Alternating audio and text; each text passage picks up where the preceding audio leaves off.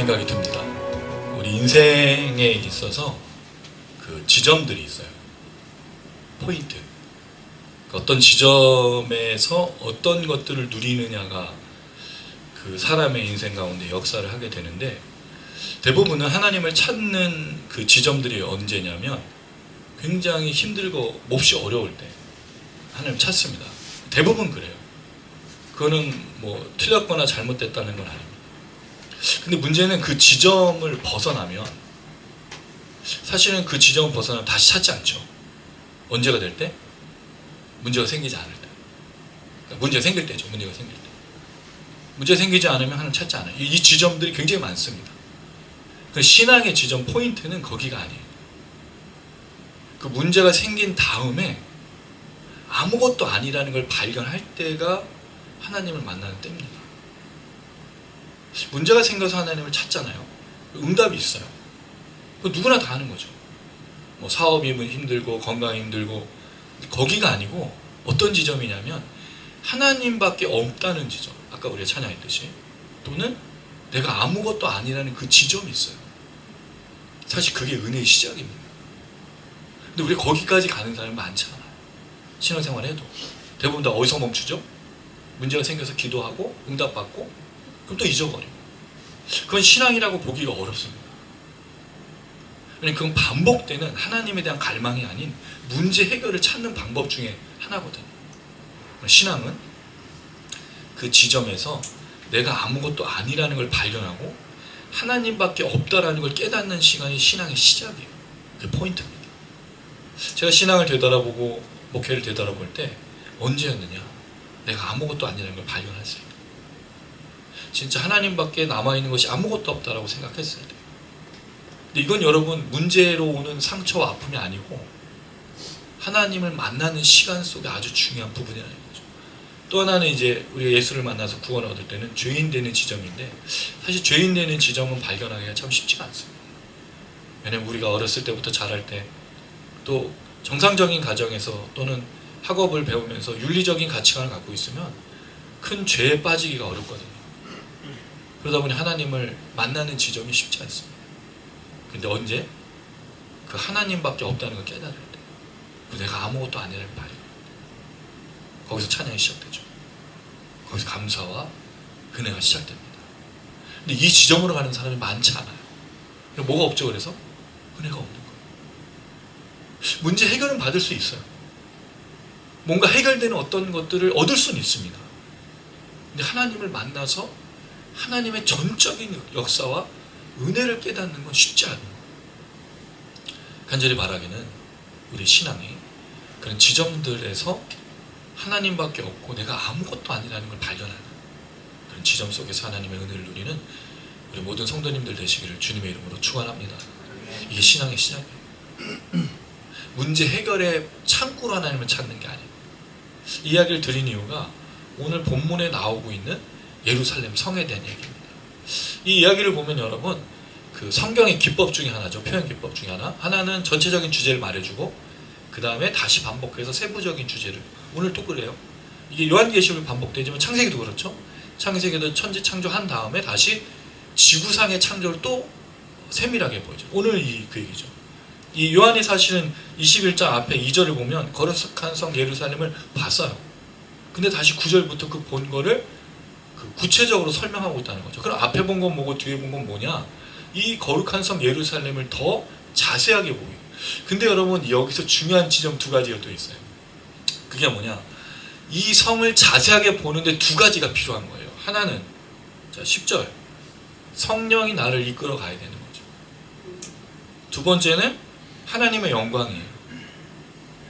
이게 아니고서는 제대로 볼 수가 없다라는 거죠.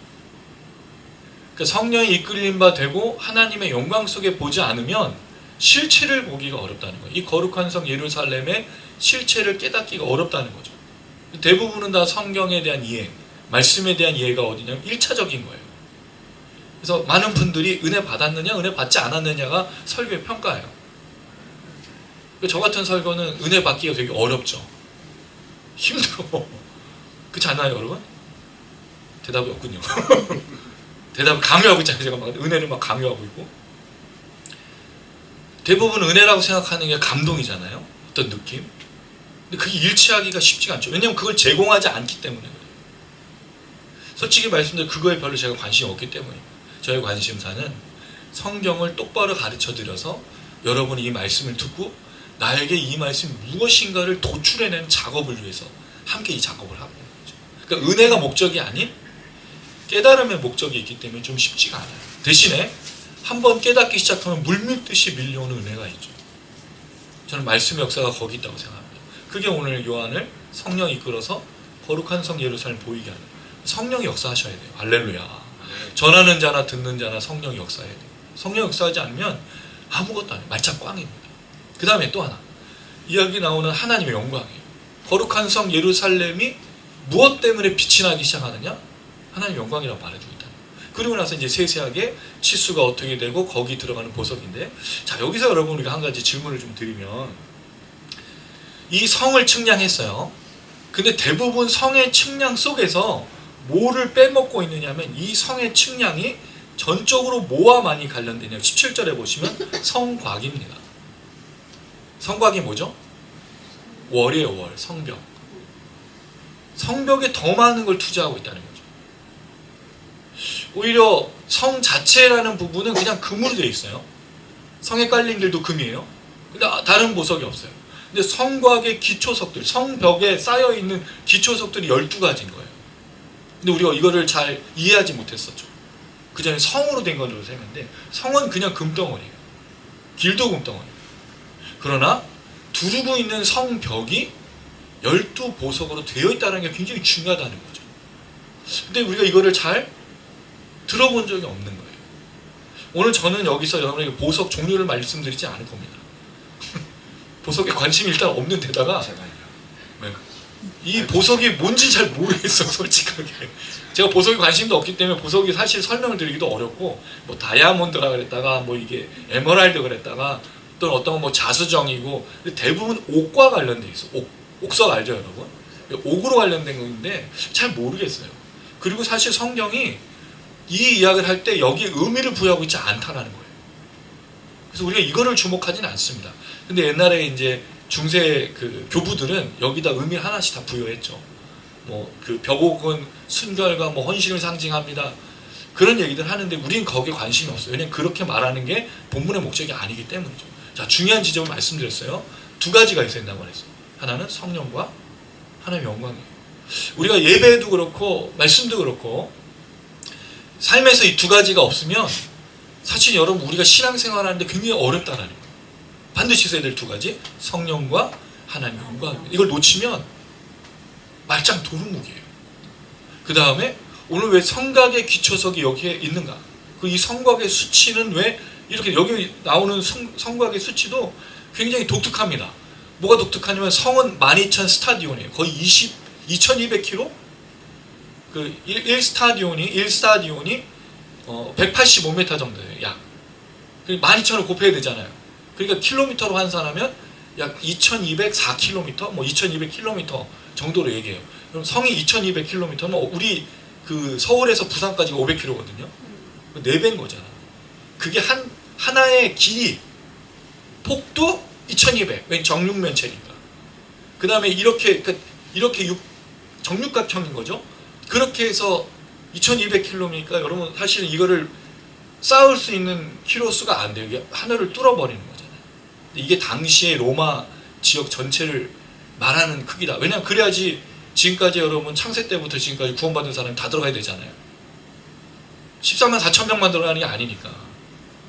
그 길에 만든 상징적인 숫자죠. 근데 왜 성곽은 144규빗이냐 이거죠. 이게 72m거든요. 약. 성이 더 큰 거예요. 성벽은 낮아. 이걸 두께로 보는 데도 있지만 두께로 보기가 좀 애매합니다. 그래서 이건 좀 이따 이제 제가 오늘 이제 서론 부분으로 오늘 얘기할 것들을 지금 미리 말씀드리는데 이걸 가지고 우리가 고민을 해보자는 거죠. 그럼 왜 이게 높이가 72m고 성은 2200km냐는 거죠. 이게 비정상적인 거예요. 근데 숫자가 12,000과 144예요. 이 14만 4천을 말할 때 쓰는 거잖아요. 자, 여기까지만 얘기하고 이제 하나씩 좀 세부적으로 살펴보려고 합니다. 자, 먼저 오늘 본문에 이렇게 시작을 하고 있어요. 자, 9절 말씀 한번 읽어보도록 하겠습니다. 시작. 일곱 대접을 가지고 마지막 일곱 재앙을 받는 일곱 천사 중 하나가 나와 내게 말하여 이르되 이리 오라 내가 신부 곧 범인의 아들을 내게 보이리라 하고. 자, 지금 이 그 사건의 시작은 앞선 새 예루살렘 성에 대해서 하나님께서 세 가지 음성을 말해준 다음에 시작된 거죠. 세 가지 음성은 첫 번째, 하나님이 함께 계신다. 하나님 함께 계신다는 말을 다른 말로 풀어하면 하나님의 백성이라는 거죠. 하나님 백성은 누구와 함께하는 사람들? 하나님과 함께하는 사람. 단순한 논리예요. 하나님의 백성 가운데 하나님이 없으면 안 된다는 걸 얘기하고 있는 거죠. 그리고 이게 천국이에요. 제가 천국을 이번 주 내내 좀 말씀드렸는데, 천국의 핵심은 우리가 보석을 갖고 보상을 받는 게 아니고 하나님과 함께하는 것이라고 말씀드렸어요. 그리고 오늘 거룩한 성 예루살렘을 딱 보면 이게 뭐와 마치 유사하냐면 잃어버린 아들을 찾는 아버지의 비유가 굉장히 유사해요. 여기서 이거를 도출해내는 게 쉽진 않은데 저는 이 장면이 그렇게 생각이 된 거예요. 조금 이따 설명드리도록 하고, 자, 두 번째, 우리 21장 지난번 본문에서 만물을 새롭게 하신다 그랬어요. 그럼 천국은 뭐죠? 새로워지는 것입니다. 이게 구원의 신비죠. 여러분, 신앙은 새로워지는 거예요. 어제와 오늘 달라야 돼요. 근데 여기는 성장이 들어가는 거죠. 그럼 신앙은요, 성화의 단계 속에 있어요. 성장하셔야 돼요. 어렸을 때부터 잘하셔야 돼요. 믿음이 잘하냐는 거죠. 잘하지 않아요. 이상하게. 오히려 믿음이 더 완악해질 때도 있어요. 그럼 뭐가 문제가 있다는 거죠.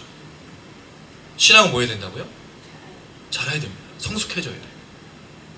우리가 여러분 어른들을 보고, 나이 많으신 할아버지 할머니들을 보면서 낙심하는 이유가 뭐예요? 어르신인데 어르신답지 않기 때문 아니에요? 여러분들도 어르신이 돼야 되잖아요. 제가 잘 사는 그리스도인, 잘 늙는 그리스도인을 얘기 드렸는데, 이게 책으로 나올 겁니다, 여러분. 잘 늙어야 돼. 그럼 잘 늙는다는 말이 무슨 뜻이에요? 성장한다는 뜻이잖아요. 신앙도 똑같아요. 천국도 똑같습니다. 새로워지는 거예요. 그럼 신앙에 자라야 돼요. 지난주 믿음과 오늘의 믿음이 더 자라야 돼요. 되게 중요한 얘기를 드리고 있어요. 제자 훈련 받으라는 얘기가 아닙니다. 제자 훈련 받는다고 성장하진 않아요. 뭐가 잘해야 되죠? 우리 영이 자라야 돼요. 잘하고 있습니까? 잘하시는데 애써야 돼요.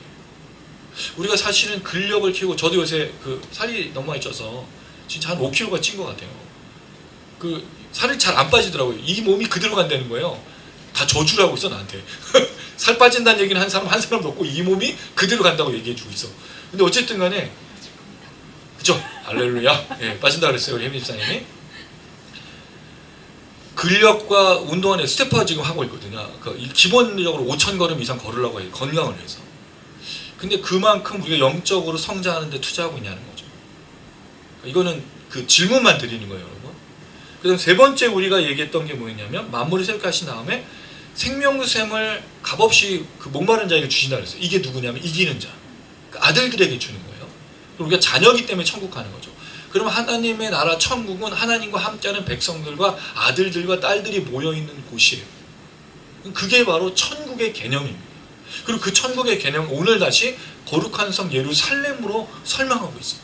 근데 그게 무엇이냐? 읽었듯이, 자, 7 대접과 7 재앙, 이게 여러분 기억나세요? 언제 이게 있었는지? 16장에서 7 나팔을 지나고 7인과 지나서 7 대접이 맨 마지막 재앙이었잖아요. 7 대접 재앙의 7번째 천사가 쏟았을 때 일어난 일이 뭐냐면, 16장에서 큰 성 바벨론에 지진이 일어나가지고 죽었더니, 망했더니, 그 얘기가 계속 이어져가지고, 그러니까 결국에 요한계시록의 후반부를 보면 큰 성 바벨론과 음녀, 이런 사탄 마귀 악한 존재들은 심판받고 형벌받고 재앙을 받는다는 얘기로 나간 거죠. 그게 바로 그때 이야기 후에 그 천사가 이제 다시 나오는 거죠. 왜 이걸 기록했을까? 왜 이 천사가 그 천사일까요? 형벌과 심판을 쏟아부었던 천사가 다시 등장하는 거잖아요. 그럼 형벌과 심판은 뭐와 연결됐다는 거예요? 구원과 연결됐다는 거예요. 형벌이 있으면 뭐가 있어요? 축복이 있는 거예요. 재앙이 있으면 뭐가 있는 거죠? 하나님의 은혜가 있다는 거죠. 이게 요한계시록의 쌍입니다. 요한계시록은 구원과 심판이 같이 맞물려 돌아가요. 그러니까 여러분, 우리가 이 생각을 할 때 이 세상의 이 두 가지 원리, 이게 이원론일 수도 있겠지만, 하나는 형벌이냐, 하나는 우리가 구원이냐, 하나는 은혜냐, 재앙이냐는 것에서 싸우고 있는 거예요, 지금 신앙이. 우리가 형벌을 받고 저주받는 악한 일을 버리면 당연히 형벌을 받고 재앙 받아야 돼요. 저주 받아야 돼요. 근데 놀랍게도 거기서 하나님 뭘 작동하시죠? 은혜 프로그램을 작동하시잖아요. 프로토콜이 이러죠. 프로토콜이 뭔지 아시죠, 여러분? 뭔가 재난이나 어떤 것들이 시작되면 프로토콜에 따라서 이게 그 실행이 되잖아요. 그리고 우리가 그 민방위 훈련이나 이런 걸 하면 그게 프로토콜 아니에요? 하나님의 프로토콜이죠. 누구에게? 선택받은 자에게.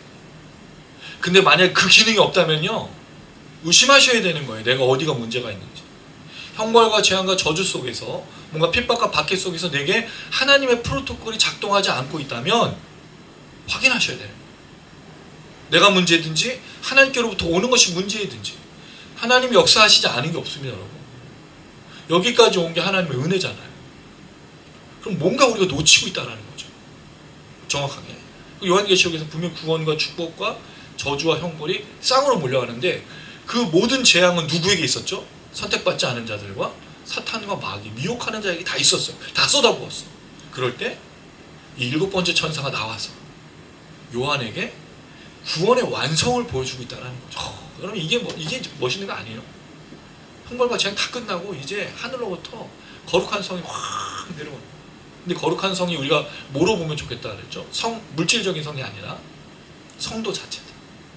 마치 그 데살로니가전서에서 공중에서 예수와 함께 천군 천사와 함께 성도들이 내려오는 그 모습처럼.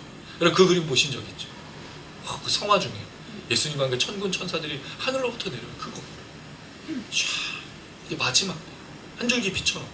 이게 이 저항 그 재앙과 형벌과 심판을 쏟아부었던 천사가 이거를 하고 있다는 거예요. 그러니까 천사는요 본인이 재앙 주고 본인이 저주하는 게 아니에요. 철저하게 하나님의 역사라는 걸 보여주고 있죠. 자, 그럴 때 이 천사가 말합니다. 이리 오라.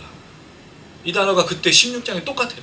이리 오라라고. 17장입니다. 17장에 이 단어로 똑같이 이야기하는 것을 볼 수 있습니다. 듀로라는 동사인데 이 동사가 부사인데 이 부사가 나오는 17장이 좀 중요해요. 자, 한번 찾아보겠습니다. 17장 1절 한번 가보실게요. 사실 오늘 본문과 17장은요 병행 구절이에요. 병행. 근데 대상이 달라. 17장은 음녀고 21장은 거룩한 성도들에 대한 얘기예요. 자, 17장 1절 한번 읽어볼게요. 시작. 또 7 대접을 가진 7 천사 중 하나가 와서 내가 말하기를 이리로 오라. 많은 무리에 앉은 그는 누군가들 심판을 내게. 여기 심판이 시작되는 거예요. 21장은 구원이 완성되는 걸 보여주는데 뭐가 맞물려 있느냐. 자, 4절 보세요. 자, 4절 한번 읽어보겠습니다. 17장 4절 시작. 그 여자는 자주빛과 붉은 빛 옷을 입고 진주로 꾸미고 손에 금장을 가졌는데 가증한 물건과 가득하다. 자, 오늘 본문의 거룩한 성 예루살렘 성곽이 보석으로 쌓이고 성이 정금인 것과 대조가 되죠. 그러니까 이게 놀라운 거예요. 하나님의 심판과 하나님의 구원이 얼마나 확연하게 드러나고 있는지를 보여주고 있는 겁니다. 자, 그리고 나서 이 천사가 뭘 보여주냐면 신부 곧 어린 양의 아내를, 그러니까 앞서서는 거룩한 성 예루살렘 2절이요. 하늘에서 내려오니 준비한 것이 신부가 남편을 위하여 단장한 것 같더라 되어 있잖아요. 이때 남편을 누구로 소개하지 않았어요. 근데 여기서는 남편이 누구로 소개되죠? 어린 양. 요한계시록에서의 어린 양은 뭐죠? 우리 지금까지 살펴본 어린 양의 내용 속에 죽임당하신 그의 피로 흰옷을 사신 요한계시록 이 어린 양을 강조하고 있어요. 이게 무슨 의미냐면 출애굽의 의미잖아요. 어린 양을 죽여서 구원받았다. 근데 그게 핍박과 환난과 고난 속에 있는 성도들이 그 죽임당하신 어린 양을 따라서 살아가는 삶을 말하고 있다는 거죠. 그래서 여러분 기독교는요 순교의 종교인 이유가 있어. 우리 피와 관련돼 있어요. 우린 제사도 피로 드리고 우리 삶도 피로 드리잖아요. 목숨 바쳐서. 근데 어느 순간부터 우리 신앙이 목숨 바치는 신앙은 없어졌어. 물론 그 말은 반대합니다. 예배 목숨 걸라는 거. 예배 목숨 거는 게 여러분 우리가 말하는 게 아니잖아요. 우리가 알았죠? 진짜 예배 목숨 거는 뭐에 목숨 걸어요? 삶의 예배 목숨 걸어야죠. 내가 순종하고 내가 헌신하고 내가 정말 그리스도인이라는 걸 자랑하면서 살아내는 거. 그래서 사람들이 보고 야 너는 진짜 그리스도인 같구나. 근데 여러분 지금 그런 모습이 있냐 이거죠.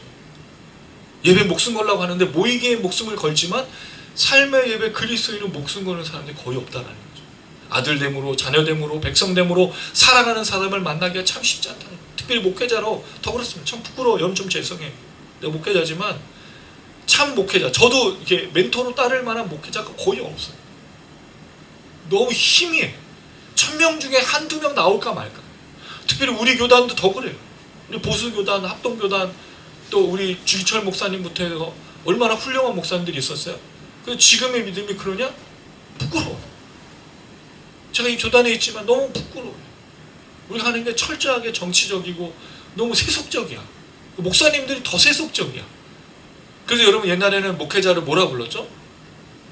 성직자라고 불렀잖아요. 성직이라고. 그래서 우리 아무것도 아닌 거예요. 물론 우리가 성도들하고 나눠져서 구분되는 어떤 성스러움을 갖고 있는 건 아니지만 구별되게 부름 받았잖아요. 말씀은. 그럼 누구보다 더 노력하고 누구보다 더 순종하고 누구보다 목숨 걸어서 목회자의 삶을 살아야 되는데 보기가 힘들어. 그러니 여러분 목회자가 글을 사는데 성도들이 무슨 도전이 되겠어요?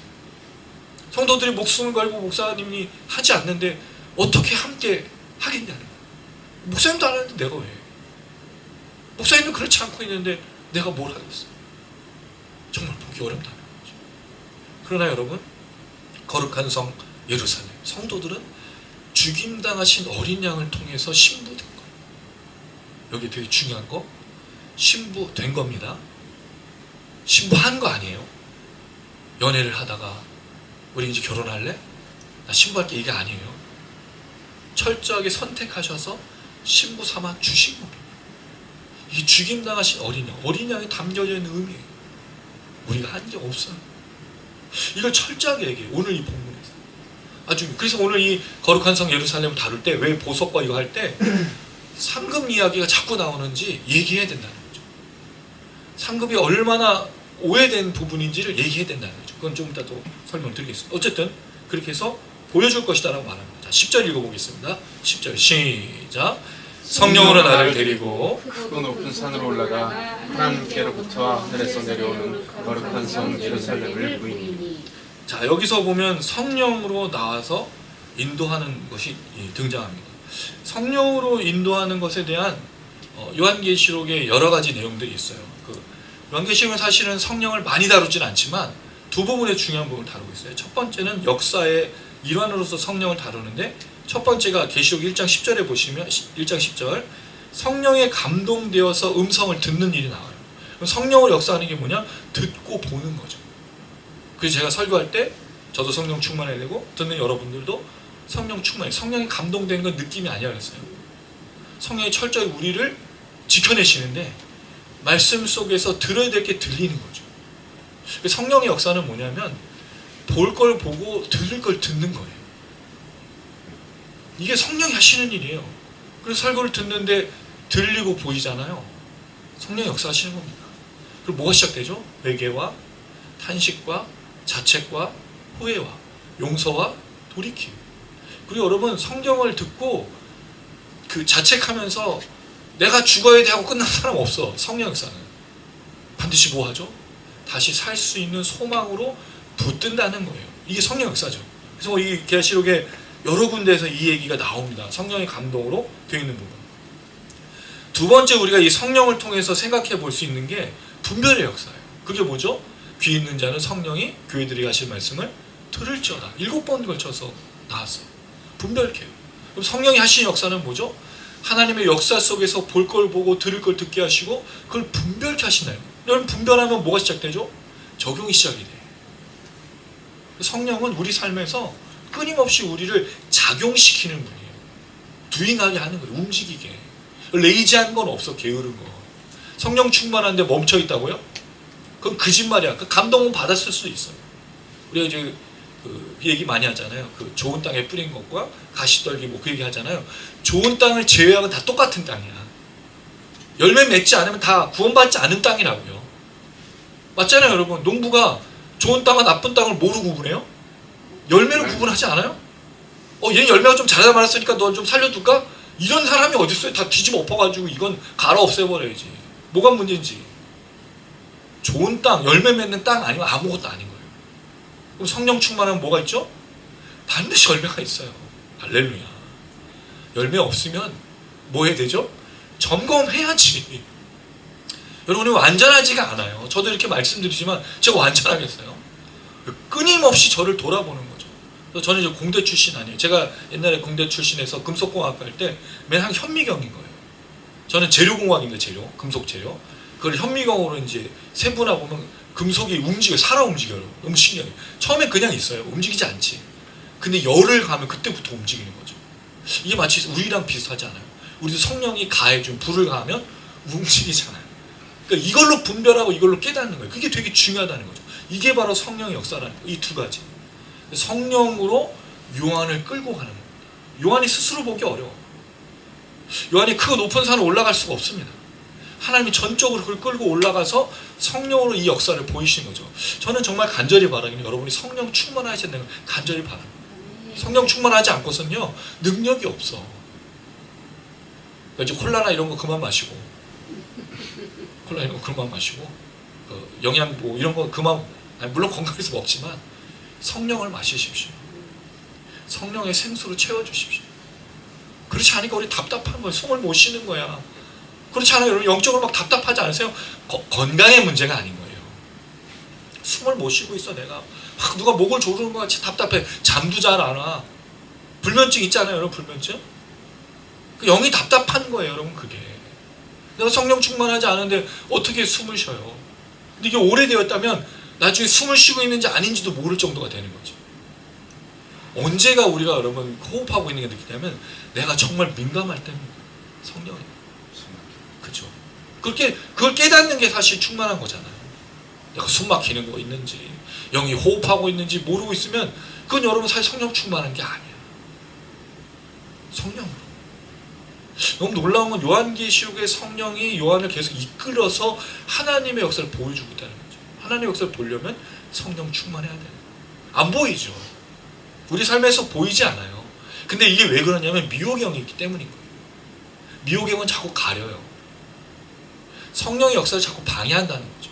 근데 여러분 뭐 막연해서 뭐 이런 게 아니잖아요. 미혹이라는 거예요. 미혹이라는 건 쉽습니다. 성경을 떠나면 다 미혹되는 거예요. 내가 생각하지 않으면 미혹되는 거예요. 근데 이 세대가 그렇지 않아요? 우리 자꾸 어디서 뭐를 벗어나게 하죠? 생각과 사고에서 벗어나게 해요. 생각하지 않아. 그러니까 뭐가 작동이 안 돼요? 상식이 작동이 안 돼. 미혹된 겁니다 여러분. 악한 사단 마귀가 막 나타나서 뭐라 하는 게 아니라 우리 양심을 가리는 거잖아요. 그 미혹된다는 말이. 상식적이지 않다는 말이에요. 그 부끄러움을 못 느끼는 거예요. 아무 데나 가서 술 마시고 방류하고 음주운전해도 아무 문제가 없고 술 마시고 운전한다는 생각이 들면 뭐가 작동해야 돼? 성령 충만하면? 이거 내가 이럴서는 안 되겠구나. 뭐 대리운전을 부른다든지 그러지 않을 거예요. 정말 우리 양심이 작동하려면 성령 충만해야 된다는 거죠. 근데 술, 뭐 마약, 도박, 그다음 요새 핸드폰, 쇼츠, 특히 쇼츠는 여러분의 뇌를 쪼그라드는 게 많대요. 저는 그래서 요새 책을 많이 읽으려고.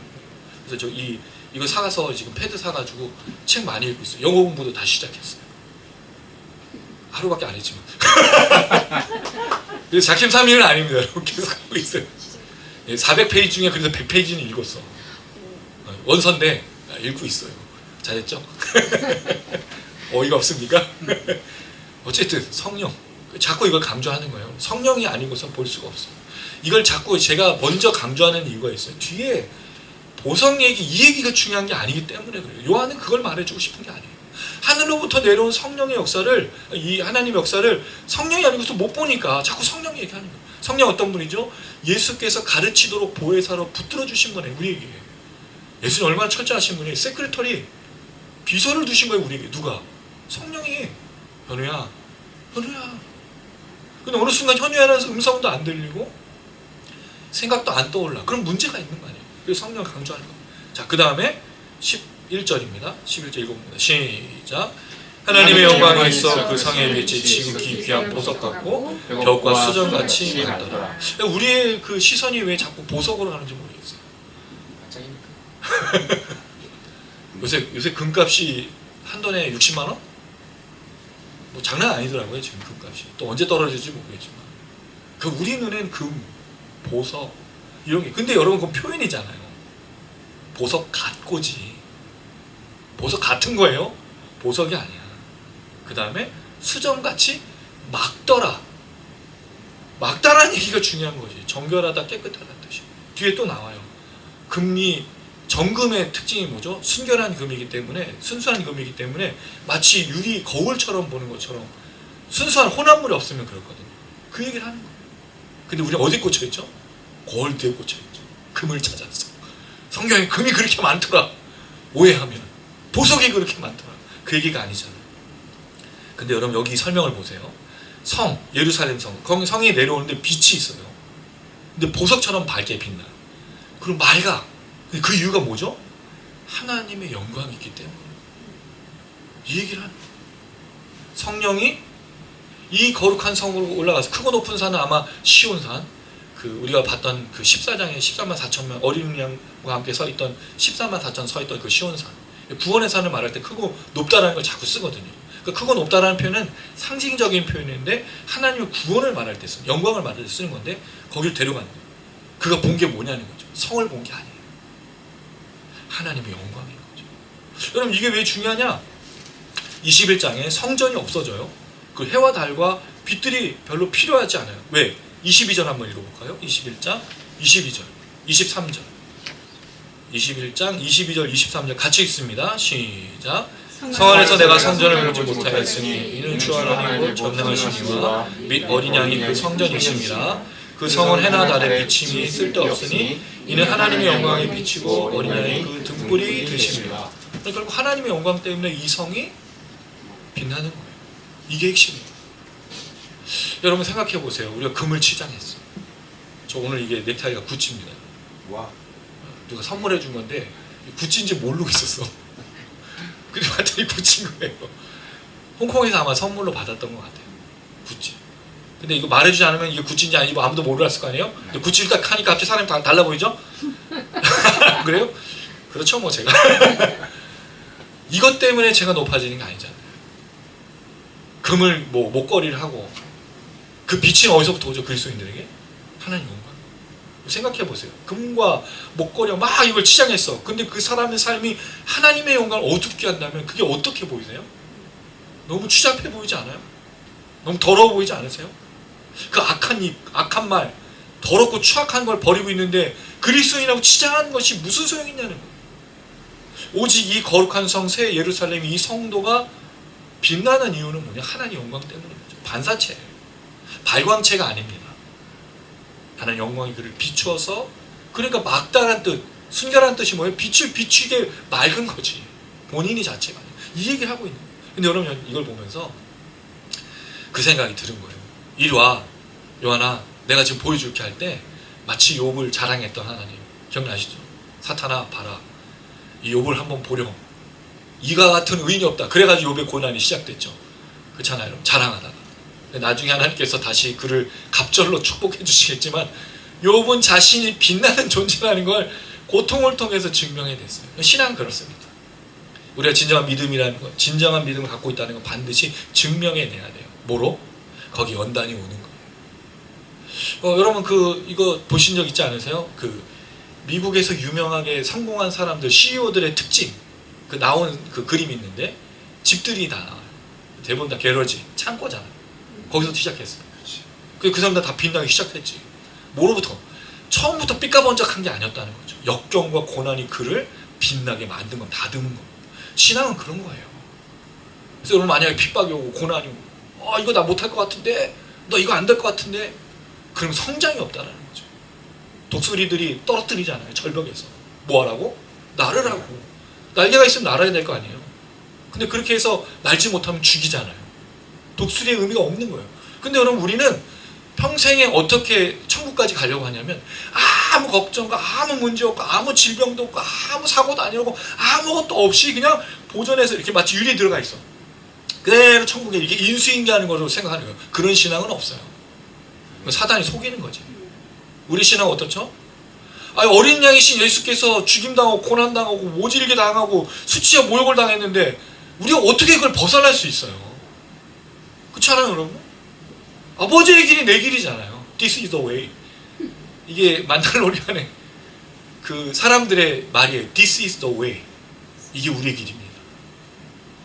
그게 연단이잖아요. 그게 오늘 하나님 영광.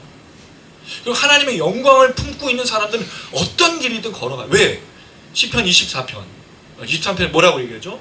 사망의 음침한 골짜기를 할지라도 주 지팡이와 막대기가 나를 안위 보호하십니다. 그러니까 가는 거예요. 뭐가 두려워 그렇게? 뭐가 걱정이? 그러니까 오늘 염려, 내일 염려, 1년 이후의 염려 다 싸들고 그럴 수밖에 없죠. 먹고 사는 문제 때문에. 여기 살아가는 동안 그럴 수밖에 없어요. 우리 자꾸 작아지게 하고 염려하게 하고 걱정하게 한다는 거예요. 사실 저도 좀 그렇습니다. 목회를 어떻게 할까 참 사실 좀 요새 좀 무기력해졌어요. 전도가 뭐 쉽지 않은 문제도 있고 내가 목회자로서 뭐 문제가 정말 많은 고민을 하고 있어요. 기도하고 있지만 그럴 때마다 그 부러운 게 있죠. 담임 목사님들이 부럽고 또 제 친구 중에도 담임 목사님들이 있잖아요. 그리고 성도들이 많은 것도 부럽고 또 사역하는 걸 보면 아 이러다가 그 생각이 드는 거예요. 내가 시기 질투에 빠지겠구나. 아무것도 없는 거예요. 근데 그런 게 아니죠. 제가 올 때마다 주일날 아침마다 이 자리에 와서 기도하는 게 있어요.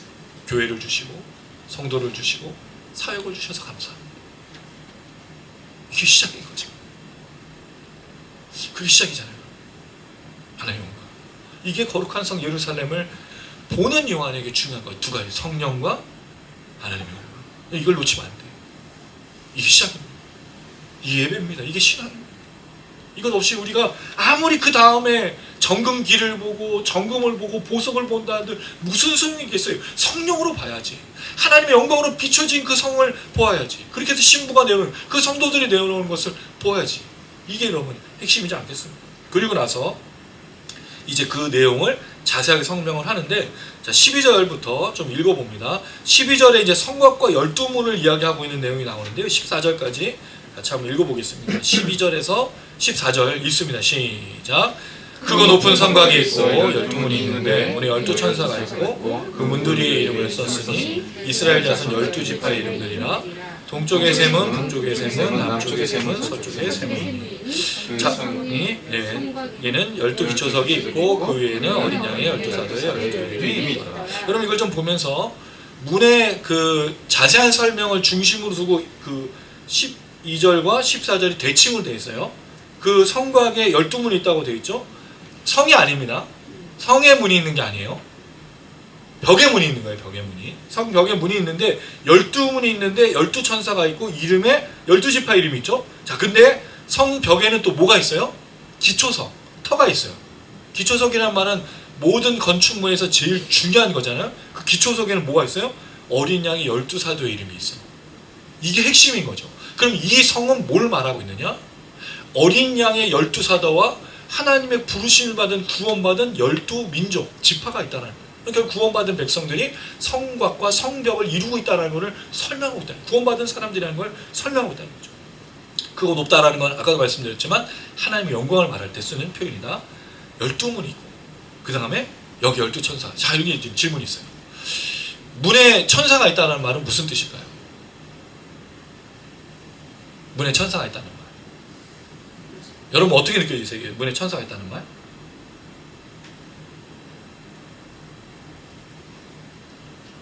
네, 그런 의미가 있겠죠. 대답을 안 하니까. 주로 파수꾼을 말할 때, 문을 지킬 때, 예, 문지기. 근데 그렇게 된다면 이 12천사는 지금 성곽을 보호하는 거로 지금 생각할 수 있잖아요. 근데 뭐로부터 보호해요? 악과 사탄 마귀는 지금 어디 계세요? 둘째 사망에 이르렀어. 지금 불못에 들어갔잖아요. 그럼 위협 요소가 없어. 그럼 왜 이걸 지키라고 할까? 왜 천사가 나타났을까? 그럼 질문이 생기지 않겠어요? 물론 여러분들은 생기지 않죠. 여러분은 믿음으로 말씀을 받아들이기 때문에. 근데 질문이 생기는 거예요. 물론 이게 과거에는 구약이나 이런 내용들은 다 주중에 묵상 내용으로 드릴 건데 파수꾼을 세웠어요. 근데 그때 당시는 아직 구원이 이루어지지 않은, 완성되지 않았을 때니까. 근데 왜 지금 완성이 됐는데도 이 천사를 통해서 12문을 지키라고 했을까? 지킨다는 의미보다 구분의 의미로 두는 게 좋겠다. 왜? 이게 둘째 사망과 불못에 이르는 심판받는 사람과 사탄과 그 악의 영들과 달리 이게 하나님이 보호하시는 하나님의 사람들인 걸 구분하기 위해서 이렇게 12문의 천사를 둔 게 아니겠는가.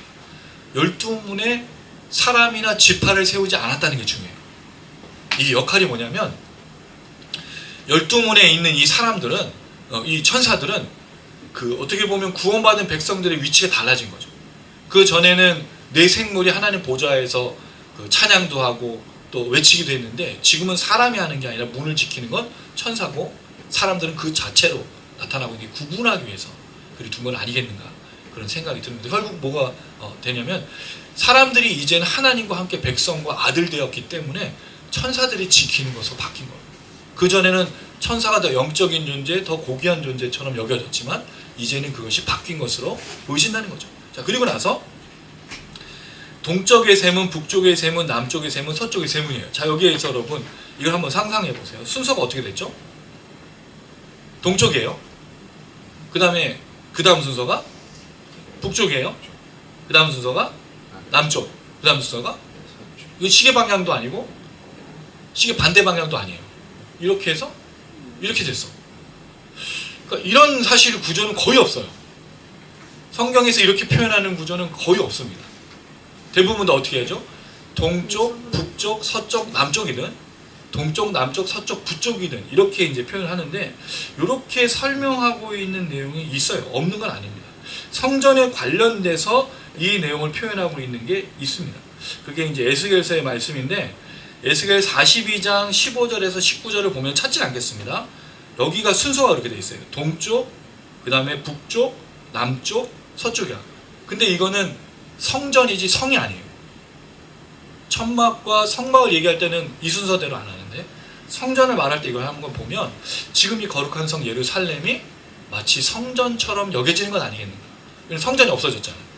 성전이 하나님과 어린 양이시고, 우리가 바로 이제 하나님의 성전이 되었기 때문에 성전이 없음을 말하는 것은 아니겠는가. 큰 의미를 두는 건 아니지만, 또 하나는 이 거룩한 성전처럼 여겨지는 성도들의 모습이기 때문에 이렇게 취급하는 것은 아니겠는가 라는 생각을 해보는 겁니다. 자, 그리고 나서 12기초석에 어린 양의 12사도에 12이름이 있어요. 여러분, 이거는 좀 중요한 말씀입니다. 성곽의 기초석에 이 이름이 들어가 있어요. 우리 한번 좀 찾아보겠습니다. 에베소서 2장 20절입니다. 에베소서 2장 20절. 에베소서 2장 20절. 자, 읽어보겠습니다. 시작. 너희는 사도들과 선지자들의 터 위에 세우심을 입은 자라, 그리스도 예수께서 친히 모퉁이 돌이 되셨느니라. 이 말 그대로 지금 요한계시록 이루어지고 있는 거죠. 그 사도들, 어린 양, 그게 바로 이 성의 기초석이 됐다, 성벽의 기초석이 되었다라고 이야기하고 있습니다. 결국 여러분, 이 이야기를 보면 성의 또는 성벽의 어떤 보석과 정금으로 이게 중요한 게 아니라는 거죠. 계속해서 어린 양과 관련된 이야기를 이야기하고 있다는 겁니다. 결국 이 말씀을 보면, 에베소에서의 말씀을 보면, 그리스도인들과 성도들은 예수, 죽임 당시 어린 양을 통해서 사도들이 거기다가 말씀으로 전했고, 그걸 들은 우리가 이제 구원을 받음으로 함께 이 성전이 되었던 것을 말해주는 것을 볼 수 있습니다. 결국 이 얘기는 결국 신약의 모든 완성과 신약에서 말씀하셨던 그 내용들을 그대로 이야기하고 또 적용하는 것을 볼 수 있습니다. 이게 사실은 우리에게 핵심이죠. 우리의 신앙의 기초, 우리가 예수를 믿게 된 그 모든 것들이 어디서부터 왔느냐. 사실은 기독교의 복음이 전해져서 많은 선조들이 우리에게 복음 알려주고 교회가 시작됐죠. 근데 그 시작은 사실 여기부터가 아니고 창세로부터 온 거죠. 여러분, 이 이야기들은 다 그렇게 되어 있어요. 우리의 신앙은 부모님 3대 4대 이게 아닌 거예요. 창세로부터 하나님 우리의 신앙과 우리의 믿음을 예정하신 걸 계속 이야기하고, 그게 마지막까지 이루어지고 있죠. 사도들이 그 예수를 전한 그 복음의 말씀이에요. 우리 선조들에게 전해져서 나에게 이루어진 것처럼, 대한민국에 전해진 것처럼 창세로부터 하나님의 구원의 역사가 지금까지 세세하게 흘러오는 거예요. 결국 이 내용 모두가 다 세대마다 하나님의 역사로 이루어진 모든 것들을 말해주고 있죠. 오늘 본문 말씀은 에스겔서 말씀과 굉장히 유사합니다. 에스겔 40장, 41장 모든 것과 유사한데, 그 내용들을 보면 에스겔서 말씀이 언제 그냥 포로기 때 얘기거든요. 다니엘, 에스겔 그때죠. 그러니까 이스라엘 백성들이 70년의 포로 생활할 때, 그때 나라가 멸망했죠. 포로로 잡혀갔죠. 사실 이 얘기가 요한계시록의 상황과 계속 유사하지 않습니까? 로마의 포로가 됐고, 로마라는 나라를 통치하고 있고, 그들은 하나님을 믿고 있지만 하나님의 역사가 없었을 때 죽임 당했잖아요. 사드락과 메삭과 아벤누고는 풀무불에 들어가기도 하고, 그 사람들은 구원받았지만 죽은 사람들도 있고, 그럼 결국 이런 에스겔서나 다니엘서의 상황과 같은 때 성전의 건축에 대해서 하나님이 에스겔을 영으로 하나님의 영을 데리고 가서 성전의 측량을 보여주시고 성과 성벽을 보여주셨다는 거죠. 그러니까 오늘 이 본문은 에스겔서랑 굉장히 유사하거든요. 이 얘기가 왜냐? 구약에도 그랬고 신약에도 동일한 말씀이 있다는 건 우리의 세세토록 우리의 삶 속에 하나님의 말씀은 역사하고 있다는 거죠. 그냥 에스겔서의 말씀이 아닙니다. 그냥 요한계시록의 말씀이 아니라 이 말씀은 지금도 일어나고 있는 하나님의 역사라는 거죠. 그러니까 성령이 마치 우리를 성전 측량과 성이 내려오는 것과 이 모든 것들을 계속해서 일어나는 일들로 보여주고 있다는 거예요. 그게 성령이 하신 역할입니다. 그 얘기입니다. 그렇게 12사도의 12이름이 있더라. 결국 12이라는 말이 강조됐고 앞에 9절에서 보면 7이라는 숫자가 강조된 걸 볼 수 있습니다. 자, 그리고 나서 측량에 대한 이야기가 나와요. 내게 말하는 자, 7채 천사 중에 하나겠죠. 성과 문들과 성곽을 측량하라고 갈대자, 금으로 된. 갈대자가 금으로 된 걸 보니까 금을 입힌 것 같아요. 갈대라는 건 그대로 있는 거니까 금 갈대자를 가졌어요. 자, 그리고 나서 이제 측량을 해봅니다. 16절 읽어봅니다. 시작. 그 성은 네모가 반듯하여 길이와 너비가 같으리라. 그 갈대자로 그 성을 측량하니 12,000 스타디온이요 길이와 너비와 높이가 같더라. 자, 여기 보면은 네모가 반듯해요. 정사각형이라는 뜻이죠. 근데 길이와 넓이라니까 이제 정사각형인데 뒤에 보니까 길이와 너비와 높이까지 있어요. 그럼 정육면체를 말하고 있는 거죠. 그러니까 좀 되게 희한하게 생긴 거예요.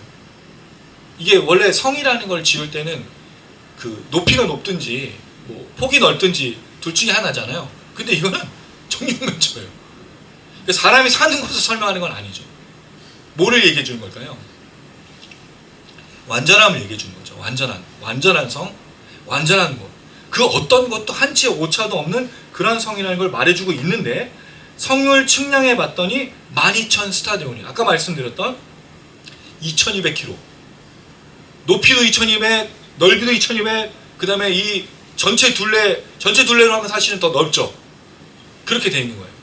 그럼 이게 과연 성으로서의 역할을 하는 거냐? 이건 사실은 요한이 한눈에 보기도 어려운 거예요. 그럼 요한은 도대체 어디서 봤을까? 예, 우주에서 봤을까요?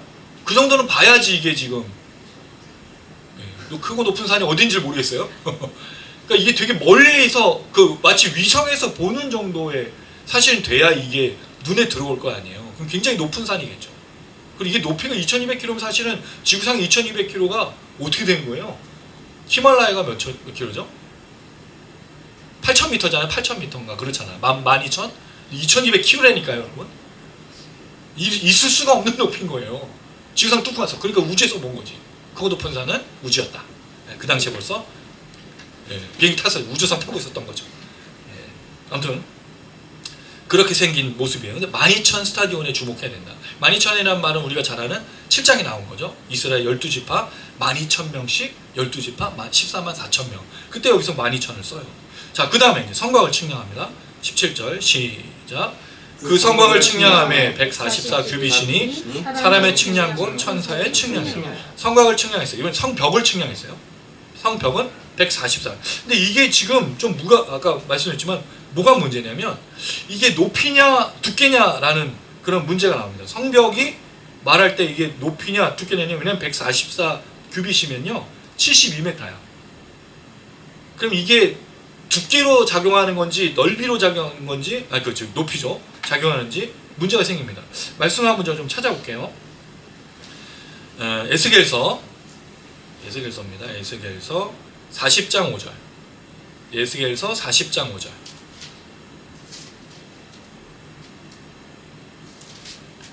에스겔서 40장 5절. 찾으셨나요? 네, 같이 읽어보겠습니다. 시작. 내가 본즉 집 바깥 사방으로 담이 있더라. 그 사람의 손에 측량하는 장대를 잡았는데 그 길이가 팔꿈치에서 손가락에 이르고 한 손바닥 너비가 더한 자로 6척이라. 그 담을 측량하니 두께가 한 장대요 높이도 한 장대며. 여기 보니까 두께라는 단어가 나와요. 높이도 따로 있죠.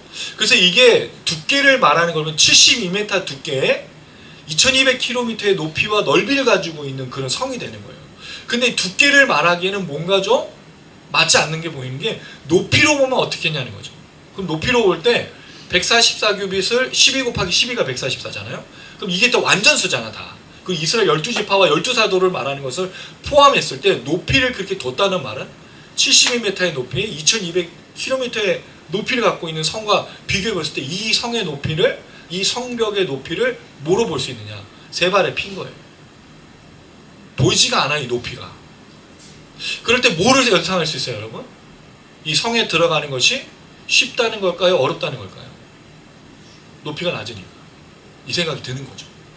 두께로 보기보다. 여러분, 두께로 72m야. 넘어가기가 쉬워요. 쉽지 않아요. 72m면 100m잖아요. 이 두께가. 들어가는 게 쉽지가 않다는 거죠. 성문의 두께가 72m일 거 아니에요. 근데 오히려 높이로 본다면 넘어갈 수 있다는 거죠. 이게 오히려 하늘에서 내려온 거룩한 성 예루살렘을 누구나 들어갈 수 있는 곳으로 말하는 건 아니겠는가라는 표현을 하는 거죠. 제 생각에. 대부분의 학자들은 사실 두께로 봅니다. 근데 그렇게 보기에는 의미가 좀 이상해요. 오히려 그 큰 성에 비해 이 작은 높이의 성곽은 누구나 이 성에 구원에 들어갈 수 있는 걸 말해주는 것은 아닐까, 그런 생각이 드는 거죠. 근데 이게 정확한 건 아닙니다. 그냥 제가 추정하고 여러분에게 정리해서 말씀을 드리는 건데, 그래서 사실 이 숫자가 되게 이상해요. 이 숫자를 통해서 뭘 의도하는 건가? 중요한 건 여기에 이 세상에 구원받은 사람들이 다 들어간다는 거예요. 그리고 성 자체가 바로 12,000씩의 그 14만 4천 명을 의미하는 것으로 볼 때 구원받은 성도들을 말하는 것으로 이해할 수 있겠다는 생각이 드는 거죠. 이렇게 성을 이야기한 후에 성곽을 다시 말합니다. 18절, 성곽에 벽옥으로 쌓여있습니다. 성곽 전체를 다 뭐로 쌓였어요? 벽옥입니다. 재질은 다. 그러나 기초석이 달라요. 그것이 19절부터 나오는데, 성은 뭐죠? 정금, 순결한 금. 그래서 맑은 유리처럼 반짝반짝 빛나. 근데 본인 스스로는 빛이 나지 않죠. 정금이 여러분 어둠 속에 있을 때 정금처럼 느껴지나요? 그냥 뭔지 하나도 안 보여. 근데 뭐가 있을 때? 그렇죠. 이 얘기를 하는 겁니다. 그럼 이 모든 보석들은 다 무엇 때문에 반짝반짝 빛나는 거예요? 하나님 영광 때문인 거예요. 이걸 놓치면 안 돼요, 여러분. 그래서 제가 말씀드릴 때 왜 자꾸 성도들이 나중에 뭐 순금이 되고 뭐 보상을 얘기하고, 아니면 이 거룩한 성 예루살렘이 그 금길이 깔려 있고 이 금이 있어서 그게 마치 우리가 살아가야 될 집처럼 느끼지만 그게 아닌 거죠. 하나님의 영광이 없으면 그건 집도 아닌 거예요.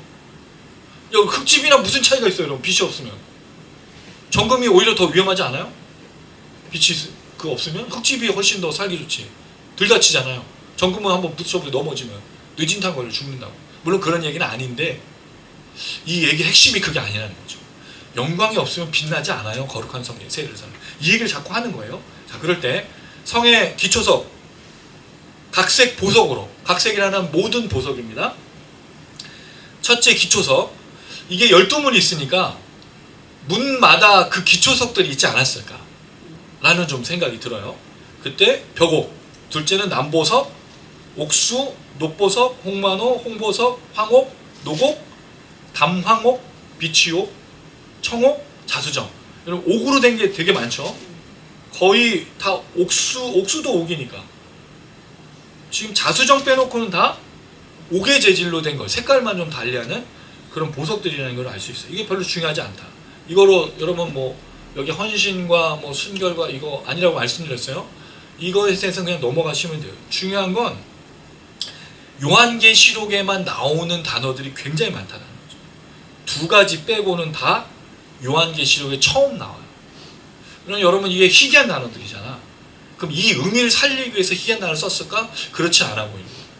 여기에 뭔가 의미를 부여하는 것은 좀 의미가 없다. 대신에 이 12보석과 관련해 생각해 볼 수 있는 게 제가 주중에 표로 드립니다. 제사장의 대제사장의 흉패에도 이스라엘 상징하는 12보석들이 있어요. 근데 많이 다릅니다. 이거는 이제 주중에 한번 살펴보면 좋을 것 같습니다. 자, 그리고 나서 21절 읽어볼게요. 21절 시작. 그 12문은 12진주니 각 문마다 한 개의 진주로 되어 있고 성의 길은 맑은 유리 같은 정금이다. 그러니까 성은 전체적으로 정금으로 되어 있는데 문은 뭐로 되어 있습니까? 진주. 근데 문 전체가 진주가 아니에요. 이게 한 개가 문마다에서 문 위에거든요. 진주 한 개로 문을 만들 수는 없잖아. 진주 한 개가 달려있는 것처럼 설명을 하고 있어서 정확한 거 좀 더 생각해 봐야겠지만 진주가 있다는 거죠. 진주와 점금으로 된 거. 그럼 이것이 우리에게 뭐를 이야기하겠는가? 그리고 나서 여러분 22절부터 27절 다음 주 나눌 건데 핵심이 뭔지를 설명해 줘요. 성전도 없고 빛도 없다고 말하죠. 거기 핵심이 뭐죠? 이 성의 핵심은 하나님이라는 거예요. 죽임당하신 어디야? 왜? 이 성이 성된 이유가 뭐죠? 기초에 뭐가 있어요? 사도들과 그리스도의 피가 털어되어 있다고 되어 있어요. 기초석. 기초석은 뭐예요? 예수의 피라는 거죠. 마치 대제사장이 하나님 앞에 나와서 제사를 드릴 때 피로 제사를 드리듯이 어린 양 모든 기초가 모든 밑바닥. 여기에 우리의 은혜는 우리가 이 거룩한 성세 예루살렘 생각할 때는 모든 것이 다 어린 양이신 예수로부터 시작되고 그게 우리의 구원이고 그게 우리의 완성이라는 거예요. 여러분 우리로 시작한 건 하나도 없어. 제가 오늘 말씀드린 결론이 이겁니다.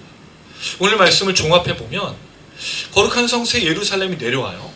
성령으로 그것을 보게 되죠. 하나님 영광이 그를 비추고 있어요. 그리고 기초석이나 이런 것들을 따져보면 성이 위대하고 이 성곽이 위대하다는 걸 말해주려는 게 아닌 걸 알 수 있어요. 오히려 이 존재가 구원받은 모든 백성들을 상징적으로 말하는 것인데 제일 중요한 게 뭐냐는 거죠. 이들이 어떻게 구원을 받고 이들이 어떻게 하나님의 백성이 되었느냐는 거죠. 질문을 드립니다. 과연 하나님의 거룩한 신부가 되는 것이 우리가 할 수 있는 일인가냐는 거예요. 거룩한 성 새 예루살렘 이 신부를 치장하고 단장하는 건 누구의 일이냐는 거죠. 당시 이스라엘 백성들이 결혼할 때 신부를 단장하는 옷과 또 그 보석은 아버지 역할이었어요. 그리고 가족들의 역할이에요. 신부가 스스로 하는 게 아닙니다. 본인이 치장하는 게 아니에요. 오늘 이 본문에서 나왔을 때 이 거룩한 성에 대한 치장, 이 거룩한 성이 내려왔을 때 금길과 또 금으로 된 것, 문과 그 다음에 기초석이 이 성벽에 있는 기초석들은 누가 만들었냐는 거예요. 누굴까요 여러분? 하나님이죠. 신앙의 시작도 하나님, 신앙의 모든 것도 하나님, 신앙의 완성도 하나님이심을 분명히 이야기하고 있다는 거죠. 그랬을 때 질문이 우리는 하나님께 보상, 상급을 말할 수 있겠냐는 거예요. 우리 완성돼서 우리 하나님 나라 왔을 때 예수께서 다시 오셨을 때 우리가 그 앞에서 내가 수고했으니 나에게 합당한 상급을 달라고 말할 수 있겠냐는 거예요. 이거 굉장히 중요한 질문입니다. 주중에 어떤 분이 저에게 질문을 했어요. 목사님, 이 땅에서 사도들 또 제자들 많은 성도들이 정말 핍받고 환난 가운데서 예수를 믿는 그 믿음을 지키기 위해서 애쓰고 수고했는데 보상이 없다면, 제가 보상을 그렇게 얘기 드렸거든요. 하나님과 함께하는 것이 천국입니다. 그리고 하나님과 함께 나누는 그 평안과 은혜가 축복입니다 했을 때, 그럼 여기서 우리가 고생한 것을 돌려받지 못한다면, 우리가 여기서 인내하고 오래 참고 견디는 것으로 그렇게 살아갔다면 하나님도 거기서 우리를 인정해줘야 되는 거 아닙니까? 이렇게 질문한 거예요. 여러분 어떻게 생각하세요?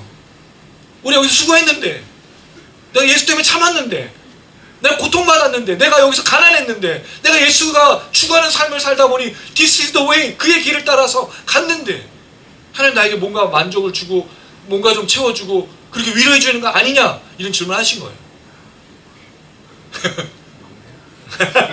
막내야? 여러분 어떻게 생각하세요? 보상과 상급에 대해서 어떻게 생각하십니까? 여러분 잘 생각해보면 요한계시록 당시에 핍박과 환란이 있었을 때, 그리고 사도들과 제자들이 예수님을 따라서 순교하면서 살아갈 때 그 믿음 지키기 위해서 뭐를 했을까요? 기도했잖아요. 뭘 기도했죠? 내가 이 핍박과 이 환란과 이 고통을 견디고 믿음 잃지 않고 예수 그리스도를 따라 걸어갈 수 있게, 내가 이 믿음을 지키다 죽을 수 있게 정말 간절히 기도했을 거 아니에요? 왜 기도해? 만약에 정말 자기가 믿음을 지켰다면 기도할 필요가 없지.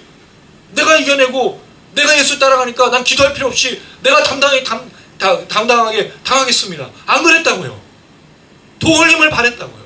심지어 사도 바울, 심지어 다윗조차도 하나님 안에서 은혜로 살기 위해서 늘 간구했잖아요. 날 도와주십시오. 날 떠나지 말아주십시오. 내가 흔들립니다. 내가 넘어집니다. 그런데 우리가 여러분 마지막 날에 하나님께 상급 달라고 말할 수 있을까요? 그걸 지켜주시고 보호하고 믿음 지키게 하시고 마지막 날 거룩한 성 예루살렘 신부가 되어서 하나님 앞에 서 있게 한 게 누군데? 하나님이시잖아요. 우리 믿음 우리가 지켰다고요? 우리가 여기서 수고했다고요? 우리가 여기서 고생했다고요? 아니잖아요. 고생할 수 있도록, 그렇게 견딜 수 있도록 그렇게 믿음 지킬 수 있도록 하나님이 역사하셨잖아요. 그렇죠? 그렇지 않았습니까? 근데 어떻게 우리가 거기서 하나님 나에게 보상 주시고 내 점검 다 깔아줘. 닭질 점검해 주세요. 보석은 다 12보석으로 12보석이 우리의 보석이 아니잖아요. 사도들과 선지자들의 터 위에 예수의 어린 양의 죽음이 피가 뿌려진 그 터 위에 세워진 성벽과 점검같이 됐잖아요. 우리 그 찬양 좋아하지 않습니까? 내가 점검같이. 우리 스스로 점검이 된 게 아니고 우리 점검처럼 다뤄주시고 만들어주신 하나님 역사였지 않습니까? 그래서 여러분 이 얘기에서 보석을 우리가 얘기할 필요가 없어요. 상급도 말할 필요 없어요. 왜? 우리가 이 땅에 살아가는 동안 하나님 우리를 보상하시거든요. 어떻게? 우리 기도 응답하시고 믿음 잃지 않게 하시고 거룩한 성 새 예루살렘으로 그렇게 하나님 앞에 설 수 있도록 붙드실 거니까. 이거보다 더 큰 상급과 이거보다 더 큰 축복과 이거보다 더 큰 은혜가 어디 있어요?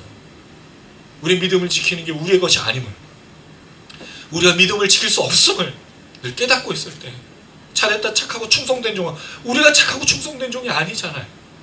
착하고 충성된 종으로 살 수 있도록 늘 기름 부어주시고 혹시 얘가 쓰러질까봐 혹시 넘어질까봐 늘 지켜보시다가 성령을 보내서 말씀하시고 그러다가 그 모진 고난과 환난을 이겨내고 돼지 그 지업 열매 막 먹다가 아버지가 생각 돌아오니 그 잃어버린 아들처럼 돌아오면 뭐 해주시죠? 잃어버렸다가 죽었다가 살았네 아들이라고 아들로 그냥 인정해 주시고 금가락지 끼워주고 옷 다시 주고. 여러분 이게 바로 이 거룩한 성 새 신부 예루살렘에 대한 말 아닐까요? 성도들의 말 아닐까요? 그래서 이 얘기가 제가 왜 잃어버린 아들 찾는 아버지의 비유, 기다리신 아버지의 비유가 어떻게 느껴지냐면 거룩한 성 예루살렘에 확 내려올 때 그 빛이 아버지가 깨끗이 닦아주고 옷 입혀주시고 가락지 끼워준 보석으로 치장해 주신 모습과 똑같으니까. 누가 보면 그 얘기가 오늘 요한계시록에 적용이 되고 있는 거죠. 그리고 여러분 우리가 그렇게 신앙생활하지 않아요. 우리가 믿음 지키고 우리가 하여할 때 넘어지잖아요. 쓰러지잖아요. 근데도 하나님 우리를 결코 놓지 않죠. 우리가 하나님 붙든 게 아니었어요. 하나님을 놓치지 않으신 거죠. 한 번도. 그래서 이 지점, 이 포인트 제가 말씀드려요. 문제가 생기고 질병이 생기고 어려움이 생겨서 막 하나님 찾다가 하나님 은혜를 잊어버린 은혜가 아니라 거기서 내가 정말 아무것도 아니고 하나님밖에 없구나. 그 포인트. 그게 은혜의 시작이랍니다. 이 얘기가 잃어버린 아들을 찾는 아버지의 그 기다림, 그렇게 여겨진다면 우리 그날까지 하나님의 은혜와 축복 속에 이미 상급 받은 거예요. 할렐루야. 아멘. 이미 보상 받은 겁니다. 축복과 은혜 받으면서 살아가는 거예요. 그게 여러분 이 요한계시록을 통해서 읽는 거죠. 너무 놀랍지 않나요? 요한계시록이 그래서 무섭고 두려운 책이 아닌 겁니다.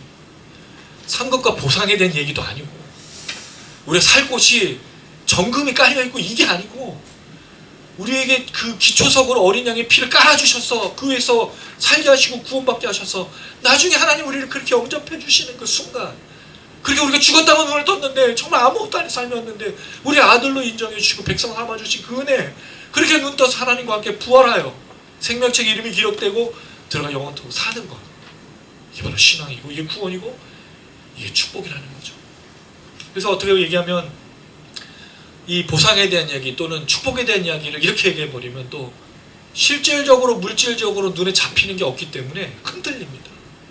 그럴 수밖에 없어요, 여러분. 왜? 실질적 응답이 있어야 응답을 여기니까. 근데 여러분 저는 추상적으로 말씀드린 게 아니라 원칙적인 걸 말씀드린 거예요. 그리고 그걸 우리가 어떻게 믿음으로 우리 삶에 적용할 것인가, 흔들릴 때마다. 분명히 말씀드리지만 하나님은 여러분을 정말 사랑하십니다. 내가 정말 예수를 믿고 구원받은 하나님의 백성이라고 깨닫는다면 이미 그 사랑이 시작됐고 사랑 역사하고 계시고 끝까지 여러분을 붙드실 겁니다. 할렐루야. 그 은혜 안에서 우리가 날마다 끝까지 믿음 지키고 두렵고 어렵고 괴롭고 낙심하고 절망하지만 그럼에도 불구하고 끝까지 우리를 붙들어 주시고 인도해 주시는 우리 함께 하신 그 하나님의 은혜를 따라서 오늘도 살아가고 내일도 살아가고 주님 오시는 때까지 살아가는 여러분들 되시기를 주님의 이름으로 축원합니다. 아멘.